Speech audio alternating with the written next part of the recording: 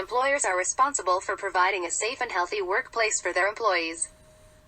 OSHA's role is to promote the safety and health of America's working men and women by setting and enforcing standards, providing training, outreach and education, establishing partnerships, and encouraging continual improvement in workplace safety and health. Health hazards of lead exposure. Pure lead, PP, is a heavy metal at room temperature and pressure. A basic chemical element, it can combine with various other substances to form numerous lead compounds. Lead has been poisoning workers for thousands of years. Lead can damage the central nervous system, cardiovascular system, reproductive system, hematological system, and kidneys. When absorbed into the body in high enough doses, lead can be toxic. In addition, workers' lead exposure can harm their children's development. Short-term, acute overexposure, as short as days, can cause acute encephalopathy, a condition affecting the brain that develops quickly into seizures, coma, and death from cardiorespiratory arrest. Short-term occupational exposures of this type are highly unusual but not impossible. Extended, long-term, chronic overexposure can result in severe damage to the central nervous system, particularly the brain. It can also damage the blood-forming, urinary, and reproductive systems. There is no sharp dividing line between rapidly developing acute effects of lead and chronic effects that take longer to develop. Symptoms of chronic overexposure. Some of the common symptoms include loss of appetite, constipation, nausea, excessive tiredness, headache, fine tremors, colic with severe abdominal pain, metallic taste in the mouth, weakness, nervous irritability, hyperactivity, muscle and joint pain or soreness, anxiety, pallor, insomnia, numbness, and dizziness. Reproductive risks. Lead is toxic to both male and female reproductive systems. Lead can alter the structure of sperm cells, and there is evidence of miscarriage and stillbirth in women exposed to lead or whose partners have been exposed. Children born to parents who were exposed to excess lead levels are more likely to have birth defects, mental retardation, or behavioral disorders or to die during the first year of childhood. Workers who desire medical advice about reproductive issues related to lead should contact qualified medical personnel to arrange for a job evaluation and medical follow-up, particularly if they are pregnant or actively seeking to have a child. Employers whose employees may be exposed to lead and who have been contacted by employees with concerns about reproductive issues must make medical examinations and consultations available. Chelating agents. Under certain limited circumstances, a physician may prescribe special drugs called chelating agents to reduce the amount of lead absorbed in body tissues. Using chelation is a preventive measure, that is, to lower blood level but continue to expose a worker is prohibited, and therapeutic or diagnostic chelations of lead that are required must be done under the supervision of a licensed physician in a clinical setting, with thorough and appropriate medical monitoring. The employee must be notified in writing before treatment of potential consequences and allowed to obtain a second opinion. Worker exposure. Lead is most commonly absorbed into the body by inhalation. When workers breathe in lead as a dust, fume, or mist, their lungs and upper respiratory tract absorb it into the body. They can also absorb lead through the digestive system if it enters the mouth and is ingested. A significant portion of the lead inhaled or ingested gets into the bloodstream. Once in the bloodstream, lead circulates through the body and is stored in various organs and body tissues. Some of this lead is filtered out of the body quickly and excreted, but some remains in the blood and tissues. As exposure continues, the amount stored will increase if the body absorbs more lead than it excretes. The lead stored in the tissue can slowly cause irreversible damage, first to individual cells, then to organs and whole body systems. Construction workers and lead exposure. How lead is used. In construction, lead is used frequently for roofs, cornices, tank linings, and electrical conduits. In plumbing, soft solder, used chiefly for soldering tin plate and copper pipe joints, is an alloy of lead and tin. Soft solder has been banned for many uses in the United States. In addition, the Consumer Product Safety Commission bans the use of lead-based paint in residences. Because lead-based paint inhibits the rusting and corrosion of iron and steel, however, lead continues to be used on bridges, railways, ships, lighthouses, and other steel structures, although substitute coatings are available. Construction projects vary in their scope and potential for exposing workers to lead and other hazards. Projects such as removing paint from a few interior residential doors may involve limited exposure. Others projects, however, may involve removing or stripping substantial quantities of lead-based paints on large bridges and other structures. Most vulnerable workers. Workers potentially at risk for lead exposure include those involved in ironwork, demolition work, painting, lead-based paint abatement, plumbing, heating and air conditioning maintenance and repair, electrical work, and carpentry, renovation, and remodeling work. Plumbers, welders, and painters are among those workers most exposed to lead. Significant lead exposures also can arise from removing paint from surfaces previously coated with lead-based paint, such as bridges, residences being renovated, and structures being demolished or salvaged. With the increase in highway work, bridge repair, residential lead abatement, and residential remodeling, the potential for exposure to lead-based paint has become more common. Workers at the highest risk of lead exposure are those involved in abrasive blasting and welding, cutting, and burning on steel structures. Other operations with the potential to expose workers to lead include lead burning, using lead-containing mortar, power tool cleaning without dust collection systems, rivet busting.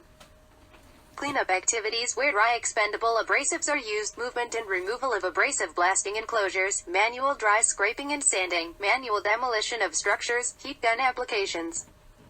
Power tool cleaning with dust collection systems, and spray painting with lead-based paint. OSHA's lead standard for the construction industry, Title 29 Code of Federal Regulations 1926.62, covers lead in a variety of forms, including metallic lead, all inorganic lead compounds, and organic leads. Exposure limits. The standard establishes maximum limits of exposure to lead for all workers covered, including a permissible exposure limit (PEL) and action level (AL). The PEL sets the maximum worker exposure to lead, 50 micrograms of lead per cubic meter of air, 50 micrograms per cubic meter, average, over an 8-hour period.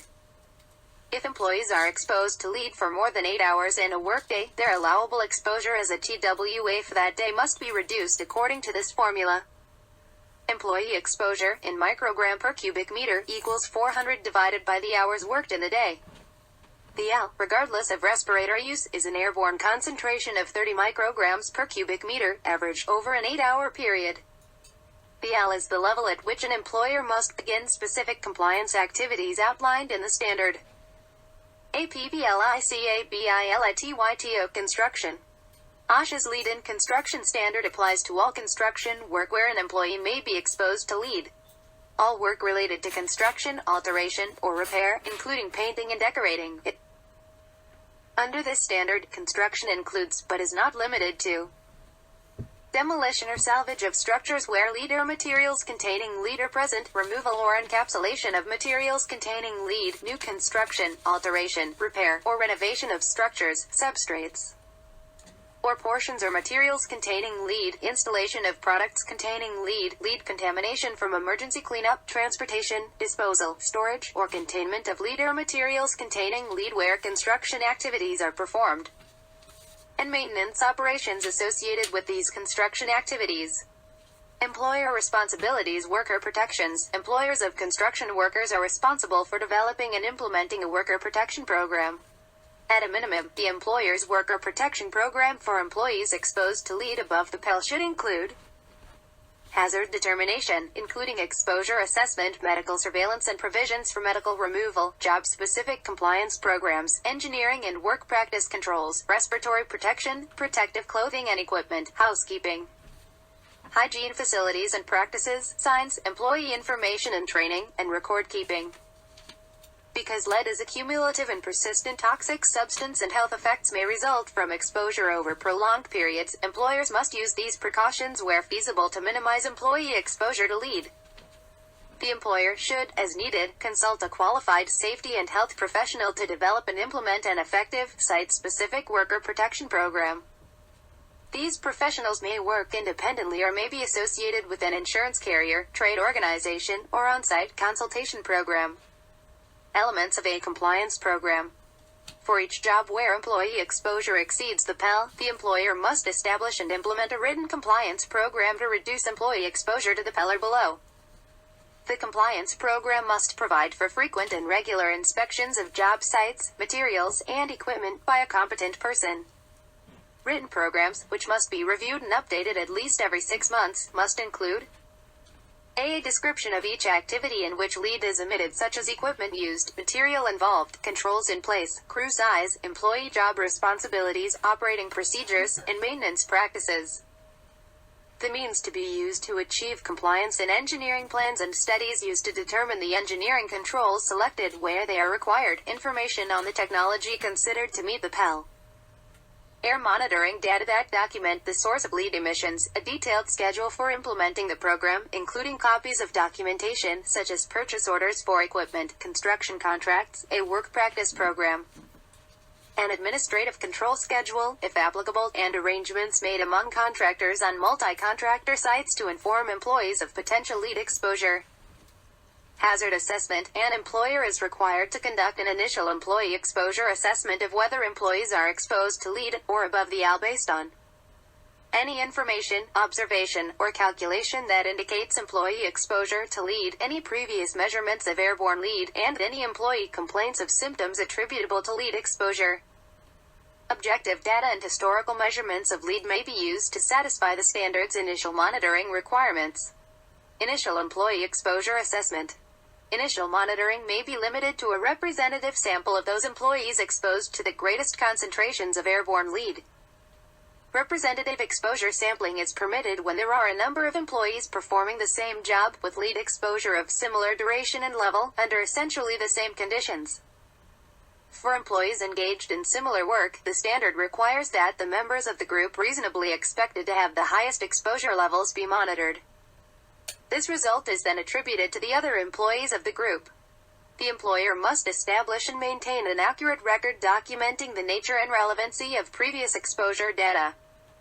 Instead of performing initial monitoring, the employer may in some cases rely on objective data that demonstrate that a particular lead-containing material or product cannot result in employee exposure at or above the action level when it is processed, used, or handled. Biological monitoring tests. Analysis of blood lead samples must be conducted by an OSHA-approved lab and be accurate to a confidence level of 95%, within plus or minus 15%, or 6 micrograms per deciliter, whichever is greater. If an employee's airborne lead level is at or above the AL for more than 30 days in any consecutive 12 months, the employer must make biological monitoring available on the following schedule. At least every 2 months for the first 6 months and every 6 months thereafter for employees exposed at or above the action level for more than 30 days annually. At least every 2 months for employees whose last blood sampling and analysis indicated a blood lead level at or above 40 micrograms per deciliter. And at least monthly while an employee is removed from exposure due to an elevated blood lead level. Pending employee exposure assessment. Until the employer performs an exposure assessment and documents that employees are not exposed above the PEL, OSHA requires some degree of interim protection for employees. This means providing respiratory protection, protective work clothing and equipment, hygiene facilities, biological monitoring, and training, as specified by the standards, for certain tasks prone to produce high exposure. These include manual demolition of structures such as drywall, manual scraping, manual sanding, and use of a heat gun where lead-containing coatings or paints are present, power tool cleaning with or without local exhaust ventilation, spray painting with lead-containing paint, lead burning, use of lead-containing mortar, abrasive blasting, rivet busting, welding, cutting, or torch burning on any structure where lead-containing coatings or paint are present. Abrasive blasting, enclosure movement and removal, cleanup of activities where dry expendable abrasives are used, and any other task the employer believes may cause exposures in excess of the PEL. Test results showing no OVEREXPOSURES. If the initial assessment indicates that no employee is exposed above the AL, the employer may discontinue monitoring. Further exposure testing is not required unless there is a change in processes or controls that may result in additional employees being exposed to lead or above the AL, or may result in employees already exposed at or above the AL being exposed above the PEL. The employer must keep a written record of the determination, including the date, location within the worksite, and the name and social security number of each monitored employee. Employee notification of monitoring results. The employer must notify each employee in writing of employee exposure assessment results within 5 working days of receiving them. Whenever the results indicate that the representative employee exposure, without the use of respirators, is above the PEL. The employer must include a written notice stating that the employee's exposure exceeded the PEL and describing corrective action taken or to be taken to reduce exposure to or below the PEL. Medical surveillance. When an employee's airborne exposure is at or above the AL for more than 30 days in any consecutive 12 months. An immediate medical consultation is required when the employee notifies the employer that he or she has developed signs or symptoms commonly associated with lead-related disease, has demonstrated difficulty in breathing during respirator use or a fit test, desires medical advice concerning the effects of past or current lead exposure on the employee's ability to have a healthy child, and is under medical removal and has a medically appropriate need. Medical exams. The best indicator of personal lead exposure is through a blood test to indicate elevated blood lead levels. A medical exam must also include detailed work and medical histories, with particular attention to past lead exposure, occupational and non-occupational, personal habits, smoking and hygiene, and past gastrointestinal, hematologic, renal, cardiovascular, reproductive, and neurological problems. A thorough physical exam, with particular attention to gums, teeth, hematologic, gastrointestinal, renal, cardiovascular, and neurological systems, evaluation of lung function if respirators are used, a blood pressure measurement, a blood sample and analysis to determine blood lead level, hemoglobin and hematocrit determinations, red cell indices, and an exam of peripheral smear morphology, and zinc protoporphyrin, blood urea nitrogen, and serum creatinine, a routine urinalysis with microscopic exam, and any lab or other test the examining physician deems necessary. Information. Fourth, examining physician. The employer must provide all examining physicians with a copy of the lead-in construction standard, including all appendices, a description of the affected employee's duties as they relate to the employee's exposure, the employee's lead exposure level or anticipated exposure level, a description of personal protective equipment used or to be used, prior blood lead determinations, and all prior written medical opinions for the employee. When monitoring shows employee exposures above the AL, employers must make available, at no cost to the employee, initial medical surveillance for employees exposed to lead on the job at or above the action level on any 1 day per year. This initial medical surveillance consists of biological monitoring in the form of blood sampling and analysis for lead and zinc protoporphyrin (ZPP) levels. In addition, a medical surveillance program with biological monitoring must be made available to any employee exposed at or above the action level for more than 30 days in any consecutive 12 months. After the medical examination, employers must obtain and provide the employee a copy of a written opinion from each examining or consulting physician that contains only information related to occupational exposure to lead and must include whether the employee has any detected medical condition that would increase the health risk from lead exposure, any special protective measures or limitations on the worker's exposure to lead, any limitation on respirator use, and results of the blood lead determinations. In addition, the written statement may include a statement that the physician has informed the employee of the results of the consultation or medical examination and any medical condition that may require further examination or treatment. The employer must instruct the physician that findings, including lab results or diagnoses unrelated to the worker's lead exposure, must not be revealed to the employer or included in the written opinion to the employer. The employer must also instruct the physician to advise employees of any medical condition, occupational or non-occupational, that necessitates further evaluation or treatment. In addition, some states also require laboratories and healthcare providers to report cases of elevated blood lead concentrations to their state health departments. Medical removal provisions. Temporary medical removal can result from an elevated blood level or a written medical opinion. More specifically, the employer is required to remove from work an employee with a lead exposure at or above the AL each time periodic and follow up within 2 weeks of the periodic test. Blood sampling tests indicate that the employee's blood level is at or above 50 micrograms per deciliter. The employer also must remove from work an employee with lead exposure at or above the AL each time a final medical determination indicates that the employee needs reduced lead exposure for medical reasons. If the physician who is implementing the employer's medical program makes a final written opinion recommending the employee's removal or other special protective measures, the employer must implement the physician's recommendation. For an employee removed from exposure to lead at or above the AL due to a blood lead level at or above 50 micrograms per deciliter, The employer may return that employee to former job status when 2 consecutive blood sampling tests indicate that the employee's blood lead level is below 40 micrograms per deciliter. For an employee removed from exposure to lead due to a final medical determination, the employee must be returned when his subsequent final medical determination results in a medical finding, determination, or opinion that the employee no longer has a detected medical condition that places the employee at increased risk of lead exposure. The employer must remove any limitations placed on employees or end any special protective measures when a subsequent final 14 medical determination indicates they are no longer necessary. If the former position no longer exists, the employee is returned consistent with whatever job assignment discretion the employer would have had if no removal occurred. Worker protections and benefits. The employer must provide up to 18 months of medical removal protection, MRP, benefits each time an employee is removed from lead exposure or medically limited. As long as the position, job exists, the employer must maintain the earnings, seniority, and other employment rights and benefits as though the employee had not been removed from the job or otherwise medically limited. The employer may condition medical removal protection benefits on the employee's participation in follow-up medical surveillance. If a removed employee files a workers' compensation claim or other compensation for lost wages due to a lead-related disability, the employer must continue medical removal protection benefits until the claim is resolved. However, the employer's MRP benefits obligation will be reduced by the amount that the employee receives from these sources.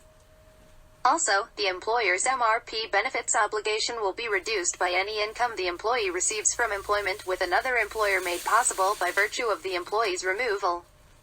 Records requirements involving medical removal. In the case of medical removal, the employer's records must include the worker's name and social security number, the date of each occasion that the worker was removed from current exposure to lead, the date when the worker was returned to the former job status, a brief explanation of how each removal was or is being accomplished, and a statement indicating whether the reason for the removal was an elevated blood lead level.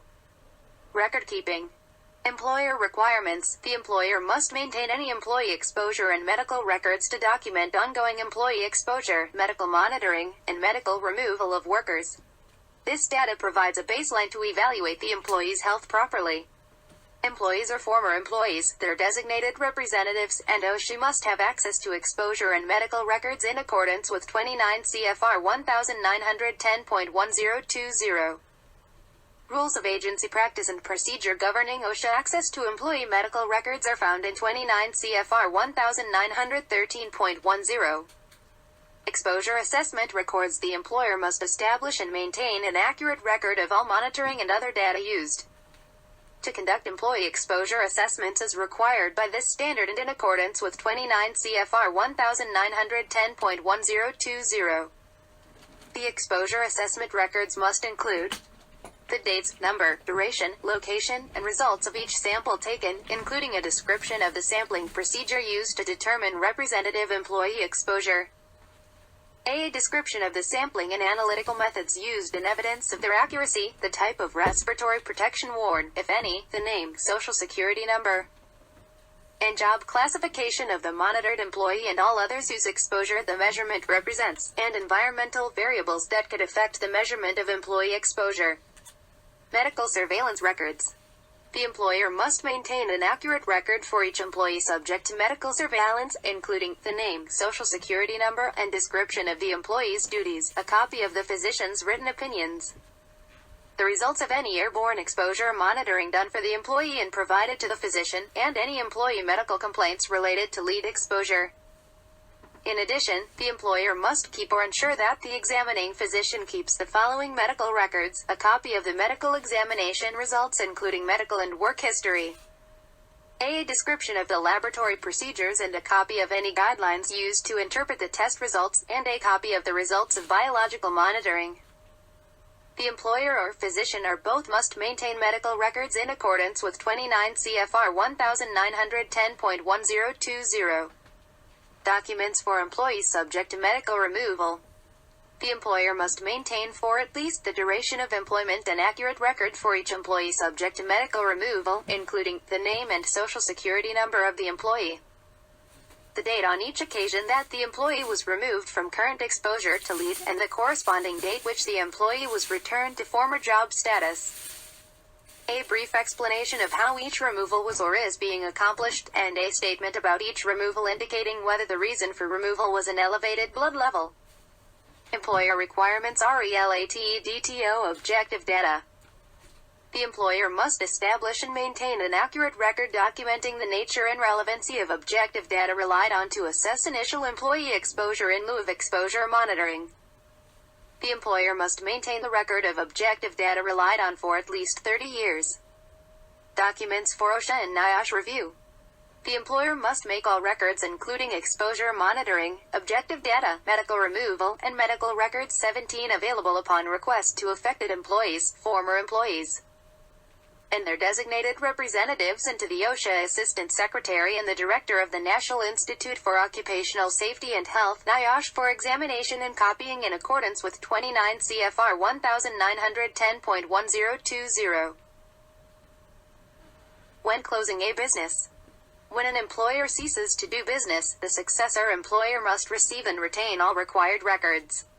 If no successor is available, these records must be sent to the Director of NIOSH. Exposure reduction and employee protection. The most effective way to protect workers is to minimize their exposure through engineering controls, good work practices and training, and use of personal protective clothing and equipment, including respirators. Where required, the employer needs to designate a competent person capable of identifying existing and predictable lead hazards and who is authorized to take prompt corrective measures to eliminate such problems. The employer should, as needed, consult a qualified safety and health professional to develop and implement an effective worker protection program. These professionals may work independently or may be associated with an insurance carrier, trade organization, or on-site consultation program. Engineering controls. Engineering measures include local and general exhaust ventilation, process and equipment modification, material substitution, component replacement, and isolation or automation. Examples of recommended engineering controls that can help reduce worker exposure to lead are described as follows. Exhaust ventilation. Equip power tools used to remove lead-based paint with dust collection shrouds or other attachments so that paint is exhausted 18 through a high-efficiency particulate air (HEPA) vacuum system. For operations such as welding, cutting, burning, or heating, use local exhaust ventilation. Use HEPA vacuums during cleanup operations. For abrasive blasting operations, build a containment structure that is designed to optimize the flow of clean ventilation air past the workers' breathing zones. This will help reduce the exposure to airborne lead and increase visibility. Maintain the affected area under negative pressure to reduce the chances that lead dust will contaminate areas outside the enclosure. Equip the containment structure with an adequately sized dust collector to control emissions of particulate matter into the environment. Enclosure or encapsulation. One way to reduce the lead inhalation or ingestion hazard posed by lead-based paint is to encapsulate it with a material that bonds to the surface, such as acrylic or epoxy coating or flexible wall coverings. Another option is to enclose it using systems such as gypsum wallboard, plywood paneling, and aluminum, vinyl, or wood exterior siding. Floors coated with lead-based paint can be covered using vinyl tile or linoleum. The building owner or other responsible person should oversee the custodial and maintenance staffs and contractors during all activities involving enclosed or encapsulated lead-based paint. This will minimize the potential for an inadvertent lead release during maintenance, renovation, or demolition. Substitution. Choose materials and chemicals that do not contain lead for construction projects.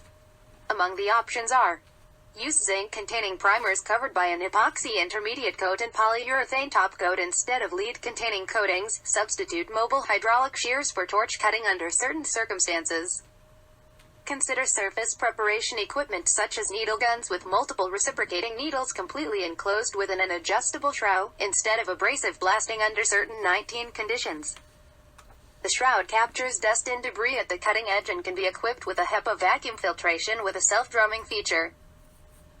One such commercial unit can remove lead-based paint from flat steel and concrete surfaces, outside edges, inside corners, and pipes. Choose chemical strippers in lieu of hand scraping with a heat gun for work on building exteriors, surfaces involving carvings or molding, or intricate ironwork. Chemical removal generates less airborne lead dust. Be aware, however, that these strippers themselves can be hazardous and that the employer must review the material safety data sheets (MSDSs) for these stripping agents to obtain information on their hazards. Component replacement. Replace lead-based painted building components such as windows, doors, and trim with new components free of lead-containing paint. Another option is to remove the paint off-site and then repaint the components with zinc-based paint before replacing them. Process or equipment modification. When applying lead paints or other lead-containing coatings, use a brush or roller rather than a sprayer. This application method introduces little or no paint mist into the air to present the lead inhalation hazard. Note that there is a ban on the use of lead-based paint in residential housing. Use non-silica containing abrasives such as steel or iron shot grit sand instead of sand in abrasive blasting operations when practical. The free silica portion of the dust presents a respiratory health hazard. When appropriate for the conditions, choose blasting techniques that are less dusty than open-air abrasive blasting. These include hydro or wet blasting using high-pressure water with or without an abrasive or surrounding the blast nozzle with a ring of water. And vacuum blasting where a vacuum hood for material removal is positioned around the exterior of the blasting nozzle. When using a heat gun to remove lead-based paints in residential housing units, be sure it is of the flameless electrical softener 20 type. Heat guns should have electronically controlled temperature settings to allow usage below 700 degrees F. Equip heat guns with various nozzles to cover all common applications and to limit the size of the heated work area. When using abrasive blasting with a vacuum hood on exterior building surfaces, ensure that the configuration of the heads on the blasting nozzle match the configuration of the substrate so that the vacuum is effective in containing debris. Ensure that HEPA vacuum cleaners have the appropriate attachments for use on unusual surfaces. Proper use of brushes of various sizes, crevice and angular tools, when needed, will enhance the quality of the HEPA vacuuming process and help reduce the amount of lead dust released into the air. Isolation. Although it is not feasible to enclose and ventilate some abrasive blasting operations completely, it is possible to isolate many operations to help reduce the potential for lead exposure. Isolation consists of keeping employees not involved in the blasting operations as far away from the work area as possible, reducing the risk of exposure. Housekeeping and personal hygiene. Lead is a cumulative and persistent toxic substance that poses a serious health risk. A rigorous housekeeping program and the observance of basic personal hygiene practices will minimize employee exposure to lead. In addition, these two elements of the worker protection program help prevent workers from taking lead-contaminated dust out of the worksite and into their homes where it can extend the workers' exposures and potentially affect their family's health. Housekeeping practices. An effective housekeeping program involves a regular schedule to remove accumulations of lead dust and lead-containing debris. The schedule should be adapted to exposure conditions at a particular worksite. OSHA's lead standard for construction requires 21 employers to maintain all surfaces as free of lead contamination as practicable. Vacuuming lead dust with HEPA-filtered equipment or wetting the dust with water before sweeping are effective control measures. Compressed air may not be used to remove lead from contaminated surfaces unless a ventilation system is in place to capture the dust generated by the compressed air. In addition, put all lead-containing debris and contaminated items accumulated for disposal into sealed, impermeable bags or other closed impermeable containers. Label bags and containers as lead-containing waste. These measures provide additional help in controlling exposure. Personal hygiene practices. Emphasize workers' personal hygiene such as washing their hands and face after work and before eating to minimize their exposure to lead. Provide and ensure that workers use washing facilities. Provide clean change areas and readily accessible eating areas. If possible, provide a parking area where cars will not be contaminated with lead. These measures reduce workers' exposure to lead and the likelihood that they will ingest lead, ensure that the exposure does not extend beyond the worksite, reduce the movement of lead from the worksite, and provide added protection to employees and their families. Change areas. The employer must provide a clean change area for employees whose airborne exposure to lead is above the PEL. The area must be equipped with storage facilities for street clothes and a separate area with facilities for the removal and storage of lead-contaminated protective work clothing and equipment. This separation prevents cross-contamination of the employee's street and work clothing. Employees must use a clean change area for taking off street clothes, suiting up in clean protective work clothing, donning respirators before beginning work, and dressing in street clothes after work. No lead-contaminated items should enter this area. Work clothing must not be worn away from the job site. Under no circumstances should lead-contaminated work clothes be laundered at home or taken from the worksite, except to be laundered professionally or for disposal following applicable federal, state, and local regulations. Showers and washing facilities. When feasible, showers must be provided for use by employees whose airborne exposure to lead is above the permissible exposure limit so they can shower before leaving the worksite. Where showers are provided, employees must change out of their work clothes and shower before changing into their street clothes and leaving the worksite. If employees do not change into clean clothing before leaving the worksite, they may contaminate their homes and automobiles with lead dust, extending their exposure and exposing other members of their household to lead. In addition, employers must provide adequate washing facilities for their workers. These facilities must be close to the worksite and furnished with water, soap, and clean towels so employees can remove lead contamination from their skin. Contaminated water from washing facilities and showers must be disposed of in accordance with applicable local, state, or federal regulations. Personal practices. The employer must ensure that employees do not enter lunchroom facilities or eating areas with protective work clothing or equipment unless surface lead dust has been removed. HEPA vacuuming and use of a downdraft booth are examples of cleaning methods that limit the dispersion of lead dust from contaminated work clothing. In all areas where employees are exposed to lead above the PEL, employees must observe the prohibition on the presence and consumption or use of food, beverages, tobacco products, and cosmetics. Employees whose airborne exposure to lead is above the PEL must wash their hands and face before eating, drinking, smoking, or applying cosmetics. End-of-day procedures. Employers must ensure that workers who are exposed to lead above the permissible exposure limit follow these procedures at the end of their workday. Place contaminated clothes, including work shoes and personal protective equipment, to be cleaned, laundered, or disposed of in a properly labeled closed container. Take a shower and wash their hair. Where showers are not provided, employees must wash their hands and face at the end of the work shift, change into street clothes in clean change areas. Protective clothing and equipment. Employer requirements. Employers must provide workers who are exposed to lead above the PEL or for whom the possibility of skin or eye irritation exists with clean, dry protective work clothing and equipment that are appropriate for the hazard. Employers must provide these items at no cost to employees. Appropriate protective work clothing and equipment used on construction sites includes coveralls or other full-body work clothing, gloves, hats, and shoes or disposable shoe coverlets, vented goggles or face shields with protective spectacles or goggles, welding or abrasive blasting helmets, and respirators. Clean work clothing must be issued daily for employees whose exposure levels to lead are above 200 micrograms per cubic meter. Weekly if exposures are above the PEL but are below 200 micrograms per cubic meter or where the possibility of skin or eye irritation exists. Handling contaminated protective clothing. Workers must not be allowed to leave the worksite wearing lead-contaminated protective clothing or equipment. This is an essential step in reducing the movement of lead contamination from the workplace into the worker's home and provides added protection for employees and their families.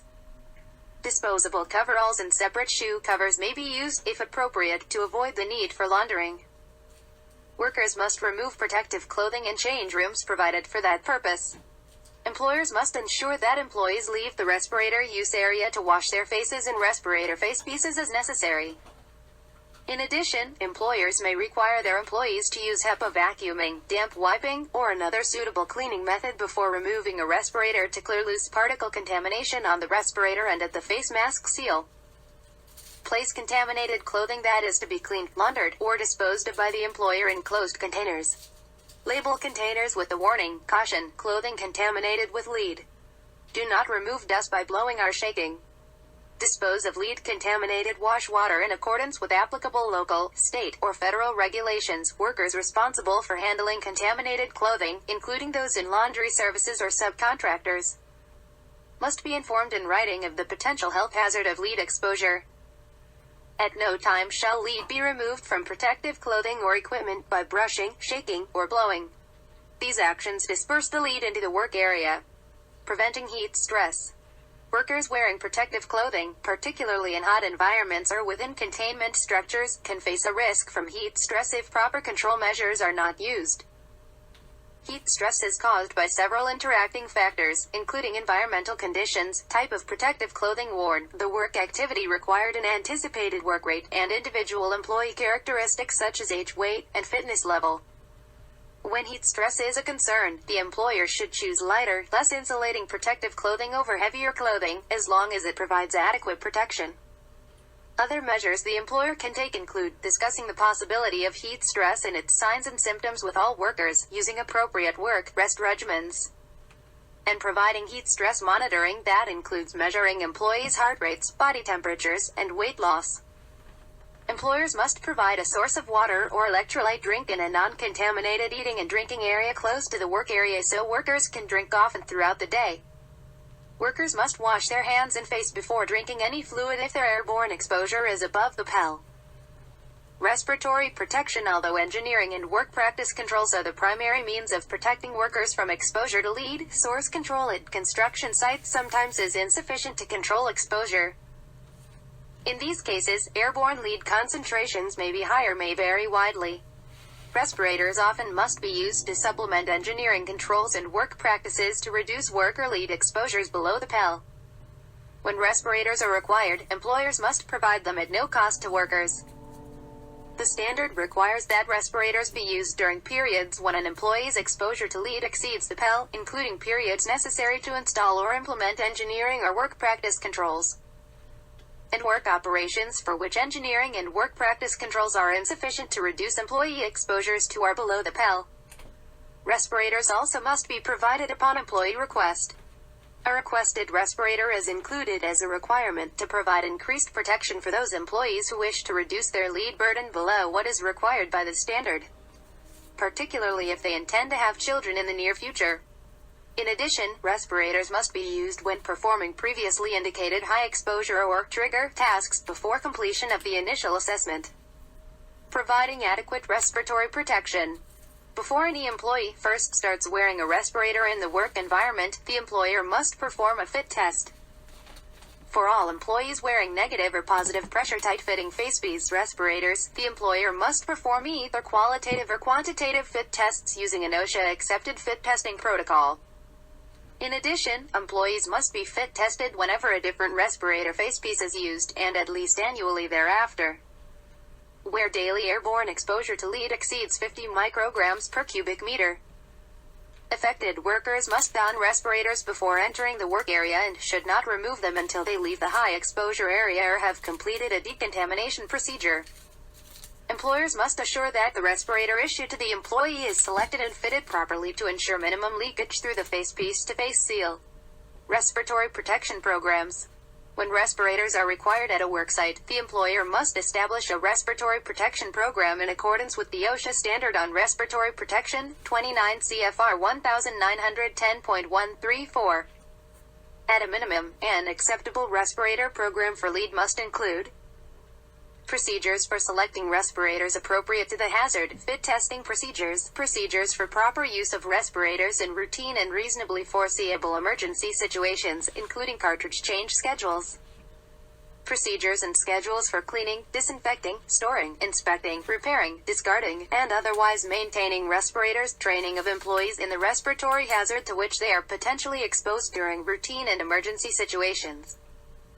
Training of employees in the proper use of respirators, including putting on and removing them, any limitations of their use, and their maintenance. 27 procedures for regularly evaluating the effectiveness of the program. Procedures to ensure air quality when supplied air is used, a written program and designation of a program administrator, and record-keeping procedures. In addition, the construction industry lead standard stipulates medical evaluations of employees required to use respirators. If an employee has difficulty in breathing during a fit test or while using a respirator, the employer must make a medical examination available to that employee to determine whether he or she can wear a respirator safely. Selecting a respirator. The employer must select the appropriate respirator from Table 1 of the lead standard, 29 CFR 1926.62, F3, I. The employer must provide a powered air purifying respirator when an employee chooses to use this respirator, and it will provide the employee adequate protection. A NIOSH-certified respirator must be selected and used in compliance with the conditions of its certification. In addition, if exposure monitoring or experience indicates airborne exposures to contaminants other than lead such as silica, solvents, or polyurethane coatings, these exposures must be considered when selecting respiratory protection. Select Type CE respirators approved by NIOSH for abrasive blasting operations. Currently, there are two kinds of CE respirators with the following assigned protection factors: APFs, a continuous flow respirator with a loose fitting hood, APF 25. And a full face-piece supplied air respirator operated in a positive pressure mode, APF 2000. Note: OSHA recognizes Bullard helmets, models 77 and 88, 1995, Clemco Apollo, models 20 and 60, 1997, and 3M Model 8100, 1998, as having APFs of 1000. Program requirements. Employers must institute an information and training program and ensure that all employees subject to exposure to lead or lead compounds at or above the action level on any day participate. Also covered under information and training are employees who may suffer skin or eye irritation from lead compounds. Initial training must be provided before the initial job assignment.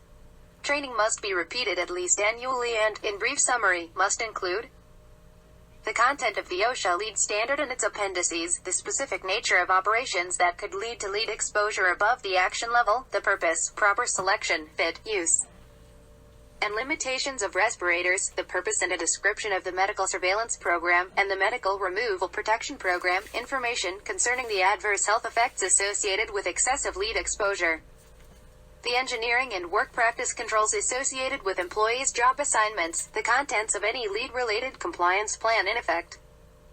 Instructions to employees that chelating agents must not be used routinely to remove lead from their bodies and when necessary only under medical supervision and at the direction of a licensed physician. And 29. The right to access records under Access to Employee Exposure and Medical Records, 29 CFR 1910.1020.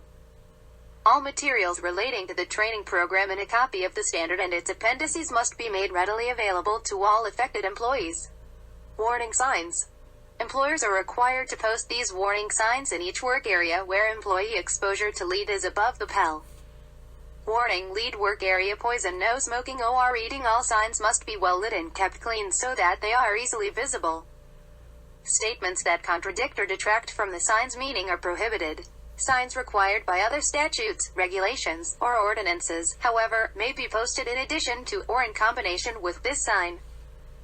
OSHA assistance. OSHA can provide extensive help through a variety of programs, including technical assistance about effective safety and health programs, state plans, workplace consultations, voluntary protection programs, strategic partnerships, training and education, and more. An overall commitment to workplace safety and health can add value to your business, to your workplace, and to your life. Safety and Health Program Management Guidelines.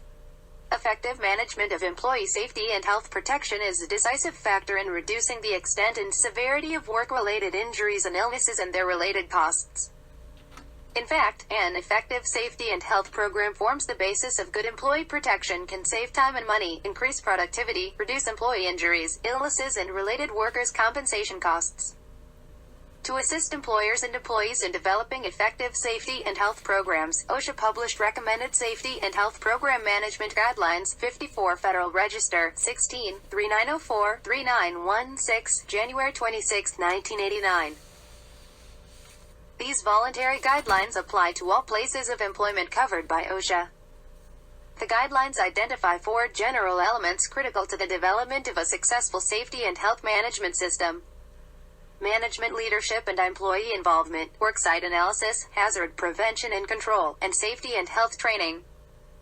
The guidelines recommend specific actions under each of these general elements to achieve an effective safety and health program. The Federal Register notice is available online at www.osha.gov. State programs. The Occupational Safety and Health Act of 1970, OSHA Act, encourages states to develop and operate their own job safety and health plans. OSHA approves and monitors these plans. 24 states, Puerto Rico, and the Virgin Islands currently operate approved state plans, cover both private and public, state and local government, employment. Connecticut, New Jersey, New York, and the Virgin Islands cover the public sector only. States and territories with their own OSHA-approved occupational safety and health plans must adopt standards identical to, or at least as effective as, the federal OSHA standards. Consultation services. Consultation assistance is available on request to employers who want help in establishing and maintaining a safe and healthful workplace. Largely funded by OSHA, the service is provided at no cost to the employer. Primarily developed for smaller employers with more hazardous operations, the consultation service is delivered by state governments employing professional safety and health 31 consultants. Comprehensive assistance includes an appraisal of all mechanical systems, work practices, and occupational safety and health hazards of the workplace and all aspects of the employer's present job safety and health program. In addition, the service offers assistance to employers in developing and implementing an effective safety and health program. No penalties are proposed or citations issued for hazards identified by the consultant. OSHA provides consultation assistance to the employer with the assurance that his or her name and firm and any information about the workplace will not be routinely reported to OSHA enforcement staff. Under the consultation program, certain exemplary employers may request participation in OSHA's Safety and Health Achievement Recognition Program, SHARP. Eligibility for participation in SHARP includes receiving a comprehensive consultation visit demonstrating exemplary achievements in workplace safety and health by abating all identified hazards, and developing an excellent safety and health program. Employers accepted into SHARP may receive an exemption from programmed inspections, not complaint or accident investigation inspections, for a period of 1 year. For more information concerning consultation assistance, see the OSHA website at www.osha.gov. Voluntary protection programs. Voluntary protection programs and on-site consultation services, when coupled with an effective enforcement program, expand employee protection to help meet the goals of the OSHA Act. The VPPs motivate others to achieve excellent safety and health results in the same outstanding way as they establish a cooperative relationship between employers, employees, and OSHA. For additional information on VPP and how to apply, contact the OSHA regional offices listed at the end of this publication. Strategic Partnership Program. OSHA's Strategic Partnership Program, the newest member of OSHA's cooperative programs, helps encourage, assist, and recognize the efforts of partners to eliminate serious workplace hazards and achieve a high level of employee safety and health. Whereas OSHA's consultation program and VPP entail one-on-one relationships between OSHA and individual worksites, most strategic partnerships seek to have a broader impact by building cooperative relationships with groups of employers and employees. These partnerships are voluntary, cooperative relationships between OSHA, employers, employee representatives, and others, e.g., trade unions, trade and professional associations, universities, and other government agencies. For more information on this and other cooperative programs, contact your nearest OSHA office or visit OSHA's website at www.osha.gov. Alliance Program. Through the Alliance Program, OSHA works with groups committed to safety and health, including businesses, trade or professional organizations, unions, and educational institutions, to leverage resources and expertise to develop compliance assistance tools and resources, and share information with employers and employees to help prevent injuries, illnesses, and fatalities in the workplace. Alliance program agreements have been established with a wide variety of industries including meat, apparel, poultry, steel, plastics, maritime, printing, chemical, construction, paper, and telecommunications. These agreements are addressing many safety and health hazards and at-risk audiences, including silica, fall protection, amputations, immigrant workers, youth, and small businesses. By meeting the goals of the Alliance Program agreements, training and education, outreach and communication, and promoting the national dialogue on workplace safety and health, OSHA and the Alliance Program participants are developing and disseminating compliance assistance information and resources for employers and employees such as electronic assistance tools, fact sheets, toolbox talks, and training programs. OSHA Training and Education. OSHA area offices offer a variety of information services, such as compliance assistance, technical advice, publications, audiovisual aids, and speakers for special engagements. OSHA's Training Institute in Arlington Heights, IL, provides basic and advanced courses in safety and health for federal and state compliance officers, state consultants, federal agency personnel, and private sector employers, employees and their representatives. The OSHA Training Institute also has established OSHA Training Institute education centers to address the increased demand for its courses from the private sector and from other federal agencies. These centers include colleges, universities and nonprofit training organizations that have been selected after a competition for participation in the program. OSHA also provides funds to nonprofit organizations, through grants, to conduct workplace training and education in subjects where OSHA believes there is a lack of workplace training. Grants are awarded annually. Grant recipients are expected to contribute 20% of the total grant cost. For more information on grants, training and education, contact the OSHA Training Institute, Directorate of Training and Education, 2020 South Arlington Heights Road, Arlington Heights, Illinois 60005. 847-297-4810 or see training on OSHA's website at www.osha.gov. For further information on any OSHA program, contact your nearest OSHA regional office listed at the end of this publication. Information available electronically. OSHA has a variety of materials and tools available on its website at www.osha.gov. These include electronic compliance assistance tools, such as safety and health topics pages, e-tools, expert advisors, regulations, directives, publications and videos, and other information for employers and employees.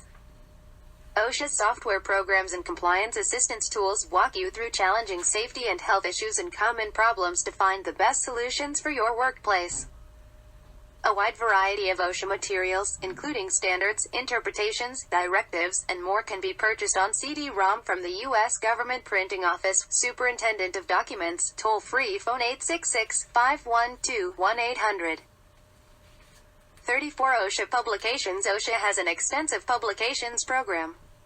For a listing of free or sales items, visit OSHA's website at www.osha.gov or contact the OSHA Publications Office, U.S. Department of Labor, 200 Constitution Avenue, NW, N3101, Washington, District of Columbia.